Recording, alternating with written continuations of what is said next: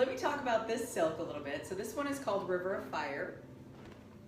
There is a young lady who I've been emailing back and forth with, and she has a prophetic gifting, and God had downloaded some silk ideas to her, and so she had submitted them to me and just said, here's kind of what I feel like I'm feeling. Does this bear witness? Does it not bear witness? And one of them was one that she actually had purchased, but there was a whole slew of them that God had been talking to her about. And of course, God talks to me in silk, so I hear that resonates with me.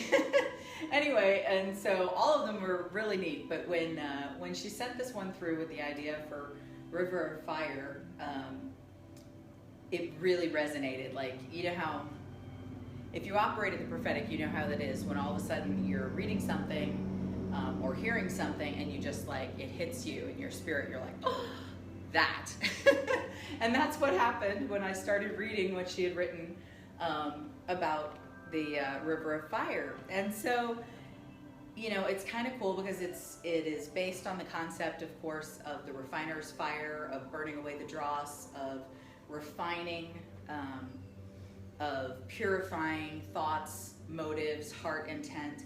And so as I'm sitting there reading the pieces that he's downloaded to her, which included several scriptures and just basic concepts, you know, it's just resonating with me so much so that I was like, I have to make this. Like, I have to make this. And so I, you know, dashed downstairs and he had me dye it twice. One was for me, one was for someone else. And so he had me dye it. And I didn't apparently look at the email closely enough. She actually had an attachment on it. And in the attachment, she actually had shown the colors that she saw. And I didn't see it until after I had dyed it. And so when I went back to look at her email again and saw that she had colors, I was like, oh no, you know? And so I pulled up the attachment and the colors looked like this. I was laughing. I mean, like the ones that she'd written down were actually slightly different, but the actual picture looked so much like what came out. It was astounding. It was pretty cool. It just shows when you're both operating in the spirit, you know, it comes together because it's one spirit. So anyway, so that was really cool. And so this one is actually anointed with, you would think it would be one of our fire oils, but it's not. It's anointed with Be Holy.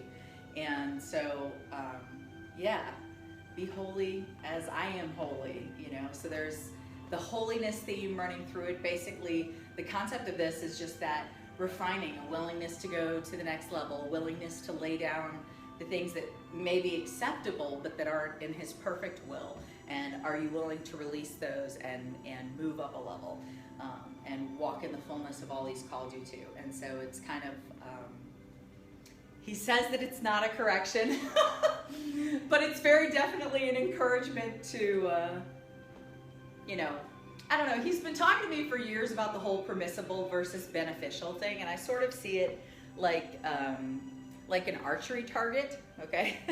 And so everything off the target, if this is your circle, everything off the circle is sin, okay? So it's not on the target at all. But then you have this target, and the things around the edges are things that they're acceptable, but the center, the bullseye, are the things that are beneficial, okay? And so where do you want to live your life? Do you want to live your life around the edge, you know, where if you miss, you're going to hit something that's sin? Or do you want to live towards the center where the beneficial is, where if you miss, you're going to hit something that's acceptable as opposed to, do you see what I'm saying?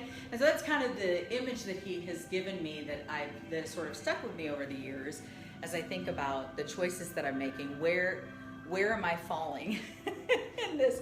Where am I on the bullseye? And I think if you're a leader, if you want to be a leader, if you want to be in ministry, you have to choose the center of the target. You have to live towards that center of the target, and things that may be okay for other people may not be okay for you. And sometimes that can be frustrating and disheartening because it feels like double standard. But, you know, it's a choice, and you can choose to operate at that level, or you can choose not to, because we still have free will. And so, you know, he talks about the fact that there is the acceptable, good, and perfect will of God. So which do you want to walk out in your life? Do you want to walk out his acceptable will, or do you want to walk out his perfect will? I don't want to miss any of the blessings that he has for me. That's something that my pastor used to say. He used to talk about the fact that some of the biggest curses are blessings that you've missed. And so that's a difficult one, because you don't know what you're missing. You don't know what the results of your choices. You don't understand those ramifications of things that you've missed. And God is big and God is sovereign and he can work his purpose out. So I'm not trying to say, like, I'm not trying to put fear in anybody, but at the same time, there's a sobriety to it where you have to make those careful choices. So anyway, but that's what this makes me think of. So that's sort of the reflecting that I've been doing since last night. And I had to laugh because, of course, I felt spanked a little bit, you know. But again, I'm the type of personality where you can correct me with a feather and it'll feel like a 2x4 to me, because that's how I'm wired. And God knows this about me. And so I'm sitting on the couch at 3 a.m. and some of you may have seen my post about him giving me a kiss from heaven at 3 a.m. It's because at 3, I was almost done writing the word. There was one more piece that I knew actually was supposed to be the piece that was an encouragement towards the end of the letter. And I just couldn't do it. I was so tired. I was just emotionally exhausted from everything that he downloaded and how personally it touched me. I mean, guys, like seriously, as I'm writing, you know, filling in the blanks, because of course I've got the basic concept from this young lady who had emailed it to me, but as I'm filling in the blanks here, I literally, I'm shaking, like my mouth is getting dry. You know, when you're dealing with, not anxiety is the wrong word, but you know what I mean, like when you're tense or stressful, your mouth will dry up, which it's doing to me right now because I'm having to do a one-man show here. Anyway, and so, I mean, I was like shaking as I'm typing this thing. It's touching me so deeply. So anyway, so I'm emotionally exhausted. So it's 3 a.m. And I just said, okay, Father, look, I'm like, I hear you. I received this word. I'm at capacity for tonight. I can't talk about this more. I can't do anything else. I'm done. And I just felt peace about that. And so I got up to leave my prayer room, this room, and my phone goes off and I look down and I had a new order. It was a huge one. And so I just laughed because in that moment, like, it felt like a kiss from heaven. You know what I mean?